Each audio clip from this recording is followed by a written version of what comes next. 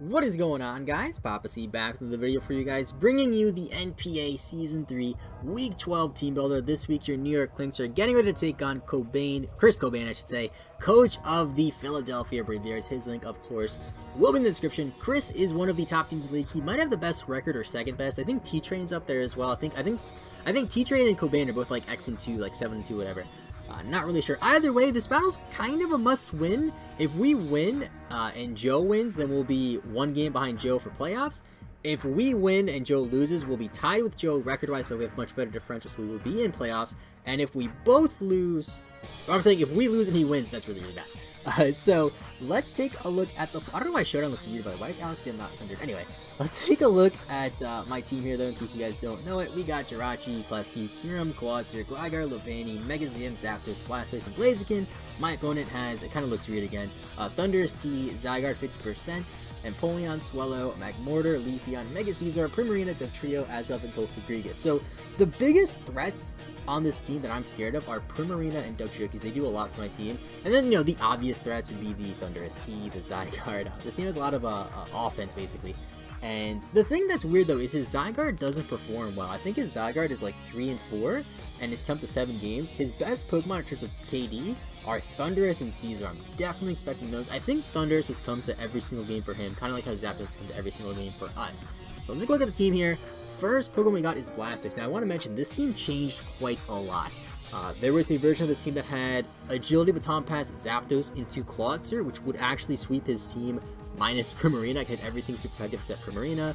There was a team that had Levani, because Levani can actually take 1,000 arrows for days from Zygarde, although Zygarde can just come with a Dragon move. There was another team that had... What else did I have on? There was a few different variations of this team, basically. There was a team with a different Blastoise set. There was, you know, lots of different teams. This is the team we settled on. Kind of last minute. We settled on this team like a couple hours ago, and I'm battling Chris in like 20 minutes. So, anyway. Defensive Blastoise. This is here because I really need answers to that Zygarde. Rapid Spin is nice because I want to get rid of rocks. Ice Beam, Roar, and Toxic. Roar so he cannot set up on me. And if I go for Roar on a switch while rocks are up, that's always really good to get damage off.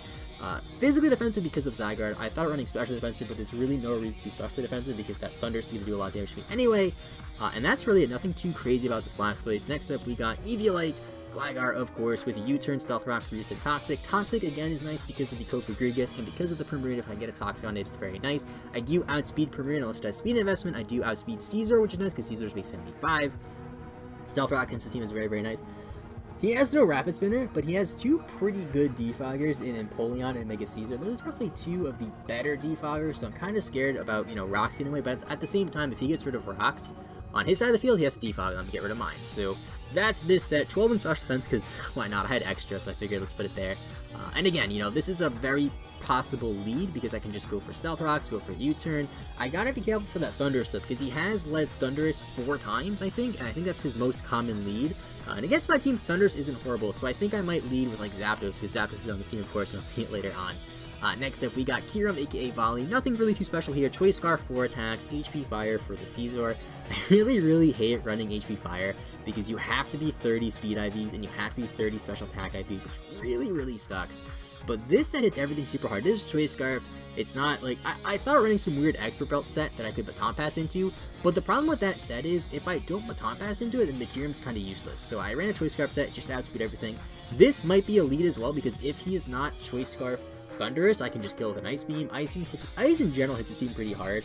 And then the things that aren't weak to Ice are pretty much weak to Fire anyway. You know, the Caesar, and actually that's a lie. But basically, Ice and Fire hit his team really hard, which is very nice. And then Earth Power and Shadow Ball just for other things. Earth Power hits the Magmortar, hits the Empoleon. Shadow Ball is really just for Kofag. 2 shots Kofag, which is nice. And Azelf, I guess, kills that as well. So next up, we got probably the win con, if I'm being honest. We got Z, Sunny Day, Eldorado 5, the Blaziken, with Sunny Day, Solar Beam, Flamethrower, and HP Ice. Modest Nature after a +1 speed boost. I outspeed everything on his team, except I won't outspeed a Choice Scarf Thunderous, but I'm not going to outspeed that from max speed anyway. Mod is for more power, which is nice. Solar Beam to nuke that Primarina. Now, Primarina does not kill me in the sun with the Scald. However, Solar Beam does not kill him if he is max HP, so that's kind of something I'd be careful about. Flamethrower in the sun is going to 2-shot the Cofagrigus. Hidden Power Ice for the Thunderous, for the Zygarde as well. And also, if it comes down to that, I could just go for a Z Flamethrower and do a lot of damage to something. That's kind of something that happened in my NPA battle, or not my NPA battle, in my WPE battle, which you haven't checked, by the way. It was uploaded yesterday. Make sure you check out the WPE battle, because that league is pretty fun. I had a Z move on my Gengar, specifically for 2 Pokemon that he like didn't even bring. And then I had to use the Z move on something completely different. That happens a lot, I feel like. You bring a Z move for a specific purpose, and then a lot of times you don't use the Z move for that purpose, you use it for something else. At least with me, anyway. So that is the Blaziken set. This is probably the win con, you know, late game. It should be able to damage. I basically need Zygarde to be a little bit weak, and I think I need Zygarde to be like 60%, and then HP Ice would kill it, so that's kind of nice. Next up, we got a kind of, it's like an offensive and defensive Zapdos at the same time. Calm Nature, Max Special Defense, Max HP, Static because it's nice, Assault Vest, U-Turn, HP Ice, Thunderbolt, and Heat Wave. Again, you know, Ice and Fire hit his team so hard. Electric is nice for the Primarina. U-Turn over Volt because he does have the Volt Absorber. He does have the 2 ground types, so I don't want to, you know, be stuck in that situation. And then what else for this thing? Oh yeah, 20 in speed. In case he's running some sort of weird Zygarde set and he wants a speed creep but no speed Zapdos, I speed creep the speed creep basically, so that is going to be the Zapdos. And then last but not least, we have Deus, the Mega Alakazam, of course. You know, Modest Nature because we can be it. It's a Mega Alakazam, even though it was a regular Alakazam. I kind of messed that up, I guess. But it does outspeed everything on his team besides Choice Scarf, Psyshock, Dazzling Gleam, HE Fire, and Sub.